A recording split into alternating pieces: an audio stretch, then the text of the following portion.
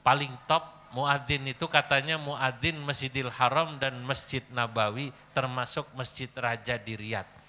Asal Anda tahu itu gajinya sekitar 50 juta. Makanya adzannya lain, adzannya penuh penghayatan.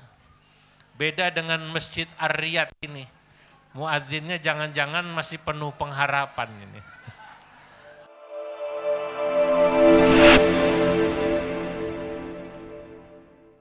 Jangankan guru ngaji ya, muadzin di Arab itu yang suaranya bagus itu bayarannya tinggi. Wong yang suaranya standar aja. Di Saudi itu ada istilah Masjidil Haram, Masjid Halal. Itu guyonan orang Indonesia. Maksudnya kalau Masjidil Haram itu Masjidil Haram, kalau Masjid Halal itu masjid yang ada di sekitar Masjidil Haram. Walaupun itu tidak benar sebenarnya guyonannya. Artinya masjid kampung.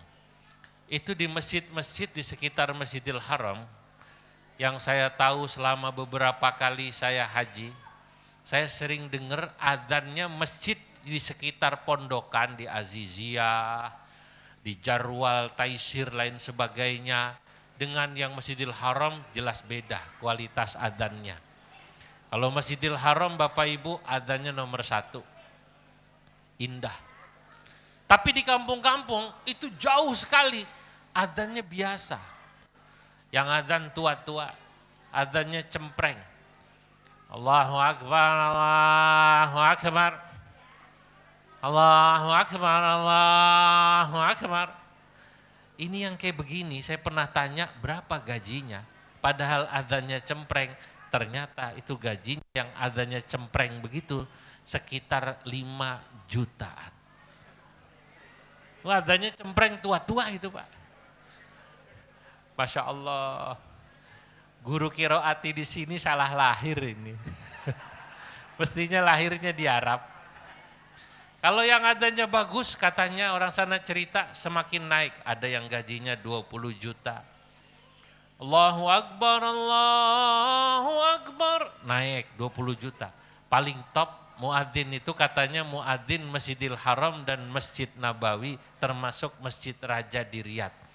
Asal Anda tahu itu gajinya sekitar 50 juta. Makanya adzannya lain, adzannya penuh penghayatan. Beda dengan Masjid Ar-Riyadh ini. Muadzinnya jangan-jangan masih penuh pengharapan ini. Kalau di sana adzannya penuh penghayatan.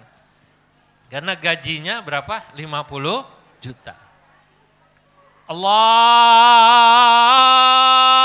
Akbar, Allahu Akbar. Yang begini 50 juta Kiai Nurul. Nah, belum lagi nanti imam. Wow, jangan tanya. Imam Masjidil Haram itu gajinya rata-rata 300 juta, 400 juta. Makanya ngimaminnya khusyuk. Saya beberapa kali ikut Ramadan Traweh di sana di akhir Ramadan. Itu sholat Traweh nyambung witir kalau di total sama Traweh sama witir. Di akhir Ramadan kalau di total hampir 4 jam. Itu imamnya nggak ada lupanya itu. Padahal ngajinya 1 juz. Bacanya enak sekali. Sholatnya khusyuk tuh. Begitu takbir Allahu Akbar 400 juta. Khusyuk.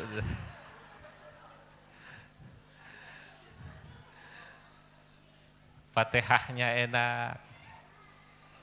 Baca suratnya juga jus-jusan gitu. Kalau surat di sini kan terawih pasti sampai anak kecil aja hafal. Pasti al-hakumut kulhu. Wal asri kulhu. Begitu takbir kan udah ketahuan. Sampai buat tebak-tebakan anak kecil gitu. Ayo Wan, habis waladolin suratnya apa? Udah kulhu, udah pasti, udah pasti. Kalau di sini sampai anak kecil tahu itu. Di sana tidak. Suratnya ngikutin juz, tergantung hari keberapa. Nah, bapak-bapak, ibu-ibu, rupanya memang di beberapa negara Arab, Maroko, Mesir. Saya kemarin dari Qatar, itu imamnya santri Kempek, namanya Kang Fuadi. Saya sampai sana dikasih kitab, dia seneng. Ngasih hadiah kitab saya lalu pamer, dia baca syair. Saya bikin syair, Kiai tolong kalau salah dikoreksi, saya dengerin. Itu udah jadi imam di sana, alhamdulillah hafal Quran santri kita. Negara-negara yang tadi saya sebut, memang negara yang secara umum di samping negaranya kaya, tapi juga penghormatannya masyarakat terhadap Al-Quran tinggi. Bapak Ibu, di Maroko, saya beberapa kali ke Maroko. Maroko menyebut dirinya sebagai Ardul Quran, negeri Al-Quran. 2 atau 3% dari penduduk Maroko itu semua hafal Quran. 30 juz di luar kepala, sama seperti yang hadir ini. Dari wajahnya rata-rata Al-Quran di luar kepala semua kan ya. Kepala di mana, Quran di mana. Kenapa mereka begitu? Karena tradisi Qurannya kuat. Mereka punya tradisi membaca hizib-hizib wiridan Quran, habis asar, habis isya, habis subuh. Biasanya di masjid kumpul. Kalau kita kan yang dihafalkan paling Yasin malam Jumat, di Maroko tidak. Setiap ba'da salat, subuh, asar, maghrib atau isya itu kumpul. Jadi baca Quran bareng-bareng, saking rutinnya hafal. Saking rutinnya hafal. Sama kayak kita kalau baca Yasin malam Jumat, saking rutinnya nggak niat ngapalin, hafal. Lah Quran itu luar biasa. Dia paling gampang dihafalkan, tapi juga paling gampang hilangnya.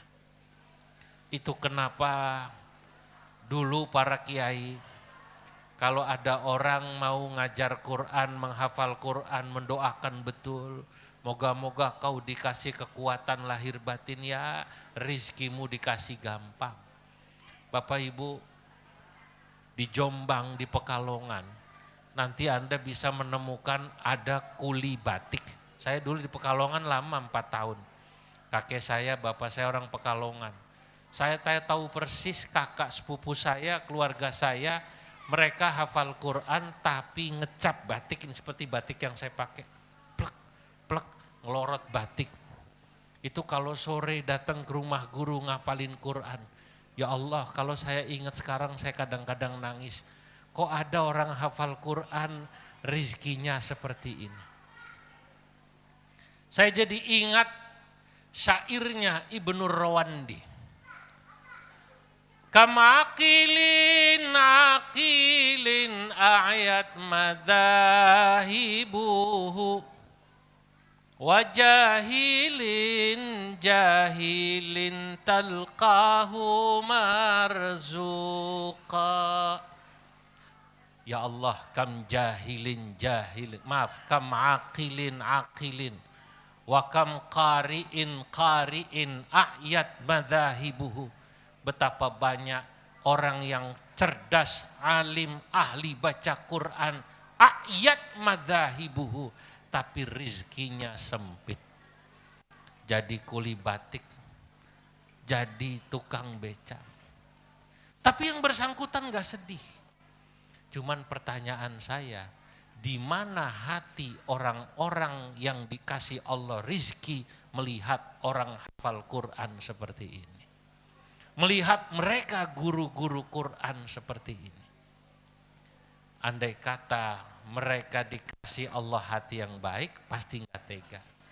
Udah kiai, bapak ini hafal Quran, bapak ini ngajar Quran saja, biar rizkinya saya yang nyukupin, ngajar Quran di masjid dan sebagainya, tiap bulan saya yang nyukupin.